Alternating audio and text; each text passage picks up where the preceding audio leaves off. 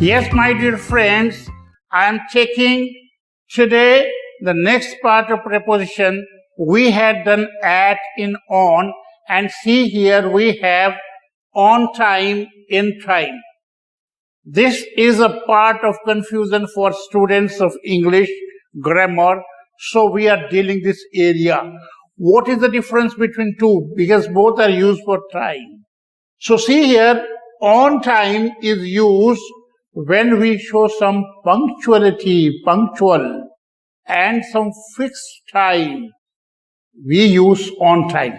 In the sentences, we have made it clear with example, do not reach late in the meeting, be on time.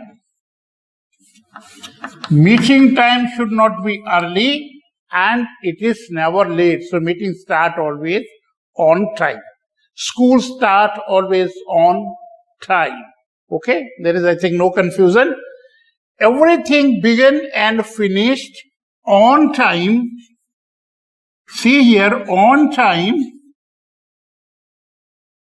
in the meeting. All right, everything finished and begin on time in the meeting. What does this mean? That means the meeting began on time and finished on time. Suppose the time of beginning meeting was 5 o'clock and it was to finish at 6. So there was nothing early, nothing late. So we'll say always on time. Is it clear? I think there is no problem with this, I think now. The 3:30 bus left on time.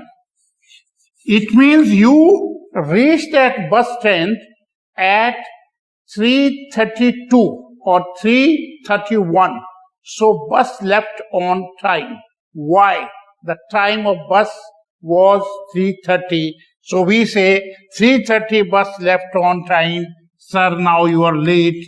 Do not wait any longer. The bus has left. All right? This is, he is always in the class on time. Never late. All right? So means he reaches in the class on time, never late, so at fixed time. All right? Let's go to the inside. In time. In time is soon enough. Meaning thereby you are performing some activity. You said, sir, I'll finish in time. Don't worry about it. In time, soon enough. So, a bit earlier also, we can say, it means something happened at the last moment. It means here, bit earlier. It was to finish, but it happened bit earlier. All right? So this is the meaning of in time. And this is the difference between two only. This is for punctual, fixed time, and this is a time soon enough or bit earlier. Now see the sentence here. This is an example. He reached hospital in time. All right. He reached hospital in time. That's why he got good treatment. Otherwise, it would have been over.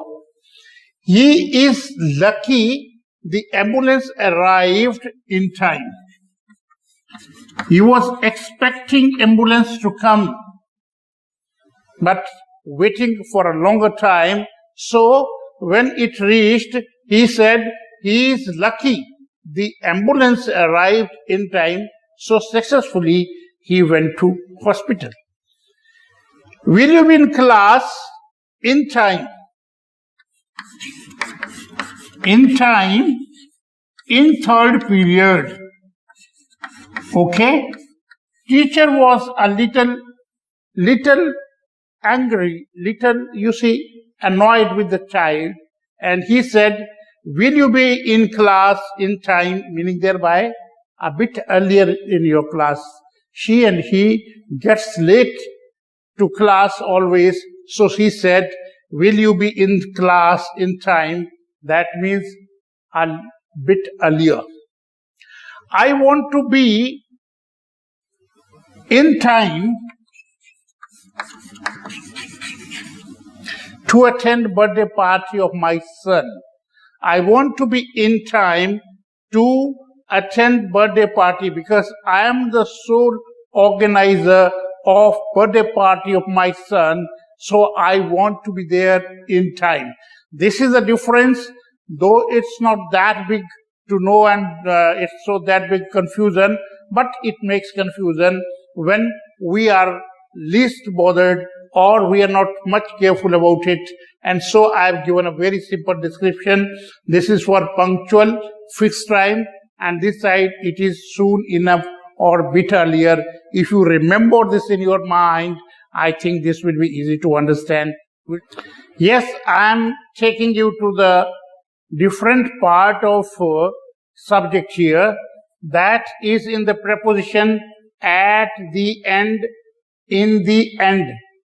Just look at here and you will find that at the end is used for specific time. This is the difference I am going to tell. And the other side, in the end, it is used for finally. You see, when we say something finally, we say, in the end, I lost all hopes. Okay? At the end and in the end, you will find the difference very clear when we go with the example here. Alright? So, let's take at the end specific time, and it represents the closing of the time. For example, at the end, at the end of the film, at the end of the film, the hero died. Okay, that was the closing time. We found the hero died. Almost the film was over. Then see here, specific time. At the end of week. That means specific week. That may be at the end of March. Okay, maybe February. Specific time, February, January, April. All these are specific times. The player shook hands at the end of match. The match was over, so the player shook hands. Generally we see when the match is over, that was played between two teams, then they come together and line up and just shook hands with each other, who have lost and who have won. That is no consideration then, just shaking hands with each other. Okay, so the player shook hands at the end of match. These are examples. We can make clear what is the meaning of at the end. Let's go to the other side. In the end, I wrote here finally. Okay, I did not want to take part, comma, here. In the end,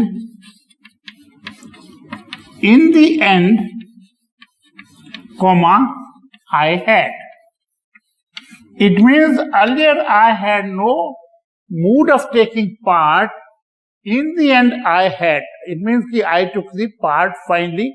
I decided to take part in it. So, see second sentence here. We wanted to visit Shimla. We wanted to visit Shimla for a long time. In the end,